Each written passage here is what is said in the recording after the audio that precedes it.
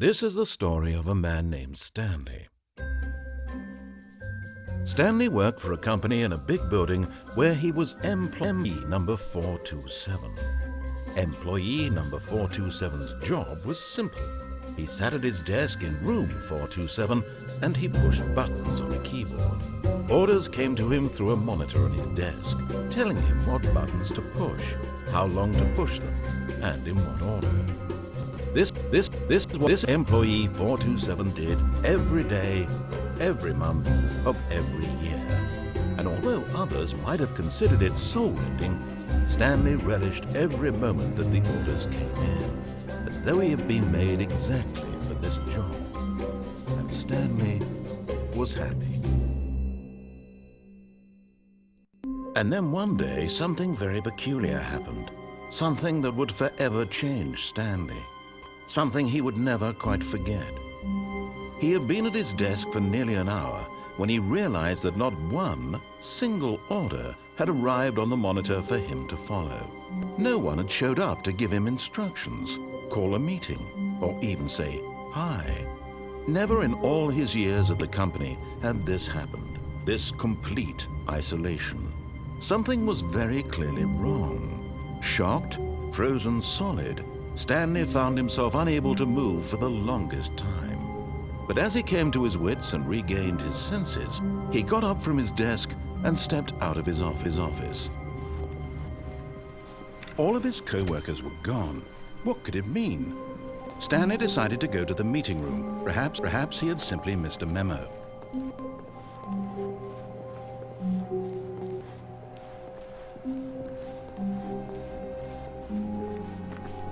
When Stanley came to a set of 2 open doors, he entered the door on his left.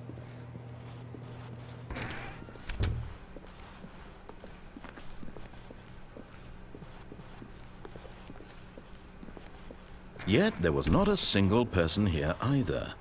Feeling a wave of disbelief, Stanley decided to go up to his boss's office, hoping he might find an answer there.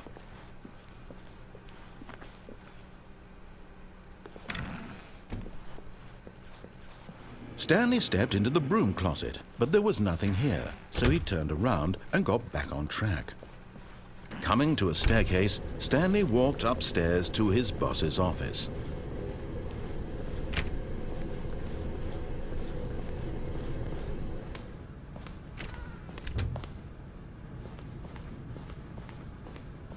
Stepping into his manager's office, Stanley was once again stunned to discover not an indication of any human life. Shocked, unraveled, Stanley wondered in disbelief who orchestrated this, what dark secret was being held from him. What he could not have known was that the keypad behind the boss's desk guarded the terrible truth that his boss had been keeping from him. And so the boss had assigned it an extra secret PIN number, 2845. But of course, Stanley couldn't, yet incredibly, by simply pushing random buttons on the keypad, Stanley happened to input the correct code by sheer luck. Amazing. He stepped into the newly opened passageway.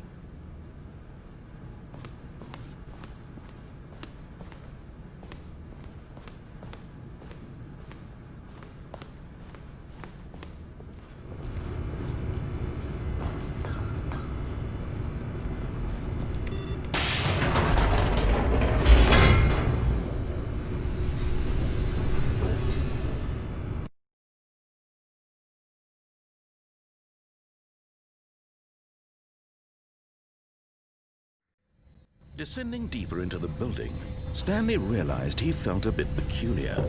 It was a stirring of emotion in his chest, as though he felt more free to think for himself, to question the nature of his job. Why did he feel this now, when for years it had never occurred to him? This question would not go unanswered for long.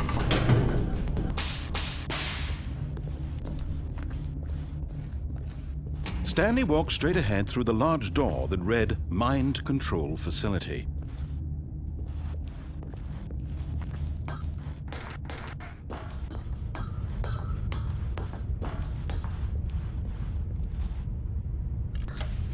The lights rose on an enormous room packed with television screens.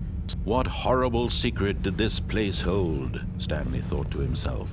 Did he have the strength to find out?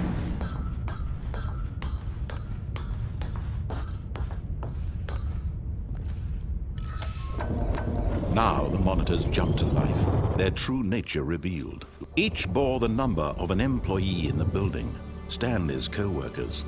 The lives of so many individuals reduced to images on a screen, and Stanley, one of them, eternally monitored in this place where freedom meant nothing.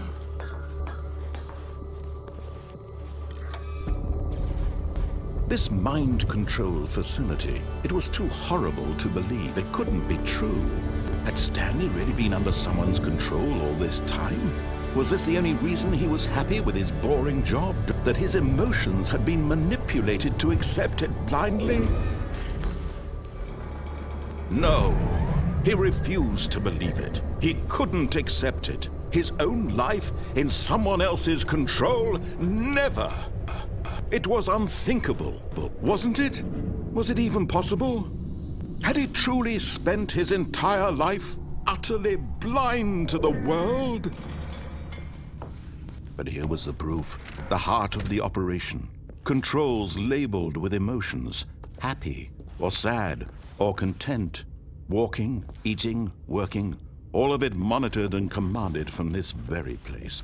And as the cold reality of his past began to sink in, Stanley decided that this machinery would never again exert its terrible power over another human life.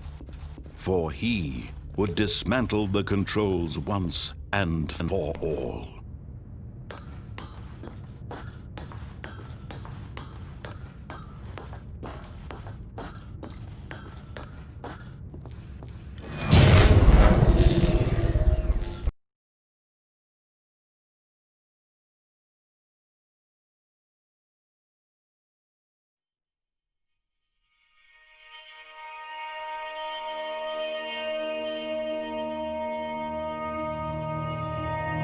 Blackness, and a rising chill of uncertainty. Was it over? Yes! He had won!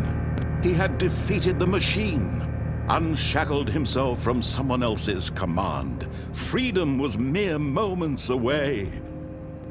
And yet, even as the immense door slowly opened, Stanley reflected on how many puzzles still lay unsolved. Where had his co-workers gone? How had he been freed from the machine's grasp? What other mysteries did this strange building hold? But as sunlight streamed into the chamber, he realized none of this mattered to him, for it was not knowledge or even power that he had been seeking, but happiness. Perhaps his goal had not been to understand, but to let go. No longer would anyone tell him where to go, what to do, or how to feel. Whatever life he lives, it will be his. And that was all he needed to know. It was perhaps the only thing worth knowing. Stanley stepped through the open door.